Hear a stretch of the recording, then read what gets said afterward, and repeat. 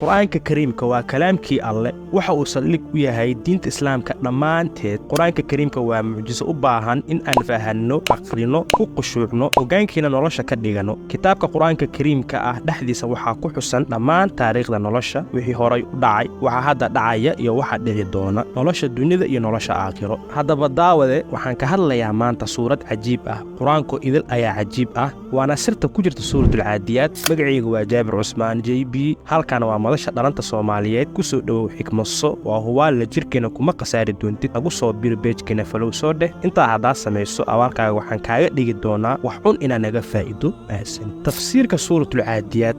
caadiyaat waa suurada boqolaad ee tartiibta suuradaha quraanka waana suurad ku soo degatay magaalada Makka waxayna ka kooban tahay 12 aayadood 44 kalimadood iyo 164 xuruufood daawade nala dhageyso fahanka macnaha suurada بسم الله الرحمن الرحيم مقع الله أيان كبلابيا نحريس كود يوميت غاربا نحريستا والعاديات ضبحا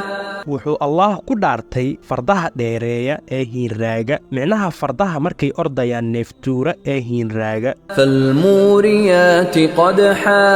fardaha ay qawabkooda ku dhacaan dhagxaanta ee dabka ka dhashto micnaha fardaha markay ordaan ee dhagxaanta ku dhacaan lugahooda waxa ka dhasha dab iyo ilays kuwaasna Allah wuu ku dhaartay falmughirati subha fardaha duulaanka qaada waa bariga yani fardaha lagu dagaalamo subax فأثرن به نقعا كعيا بوركا وفردها كعيا بوركا يدويشا مركي دولايان فوسطن به جمعا فردها دحقلا عدوغا يعني فردها اسكو دحتورا قواها دقالكا إن الإنسان لربه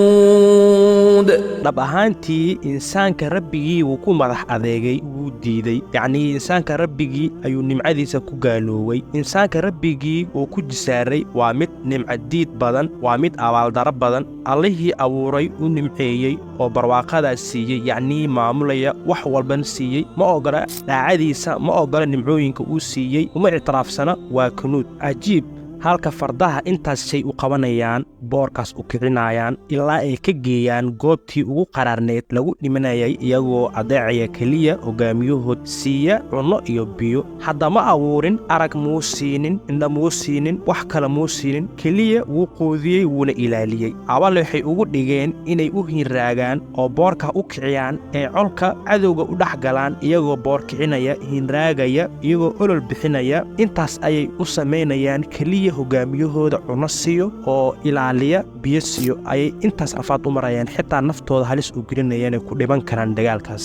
tusaale cajiib ah oo inoogu filan inaan ku xibir qaadano ee waa faras u dagaalamay u halgamaya dhaxgelinaya dagaalka halistaas u bareeraya wax walba ku dhici karo haddana sidaasay tahay hogaamiyihiisa aan warka diidaynin halistaas badan qaadanayo ayuu ilaahay tusaale ugu soo qaatay halka insaanka uu mar walba ka madax adeego nimcada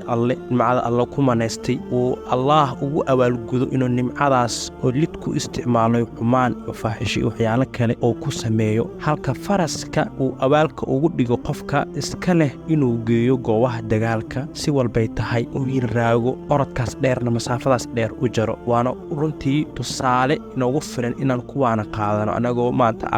aqli aan leenahay xayawaanku aqli lahayn hadduu intaas adeecay anagoo aqli ilaahina siiyey maxaa diiday rabbigiina adeecno maxaa diiday inaan u hogaansano maxaa diiday nimcada Allah inaan mar walba ka run sheegno maxaa diiday nimcada Allah inaan ku shukrino daawadaha sharafta leh aan ku dadaalno quraanka in aan si joogto ah u aqrino maalin walba ku xibra qaadano ku qushuucno ku fakirno qalbiga Allah u abuuray nimcada Allah na siiyey ku shukrino hogaan ka dhigano nolosheena quraanka mar walbana quraanka aan aqrino aan ka caajisin aan ka haajirin yani qofka cudur daar la'aan quraanka inuu 3 maalin ka haajiro oo aqrin wax fiican ma ahan quraanka inaan ku tadabburno inaan fahanno tafsiirkiisa dhageysano nafteyda iyo naftiina ayaan midaas ku waaninaya inaan ku xibra qaadano alxamdulilaahi rabbil caalamiin wa sallallahu ala nabiyyina muhammadin wa ala alihi wa sahbihi wa sallam ajma'in wa aakhir da'wana alxamdulilaahi rabbil caalamiin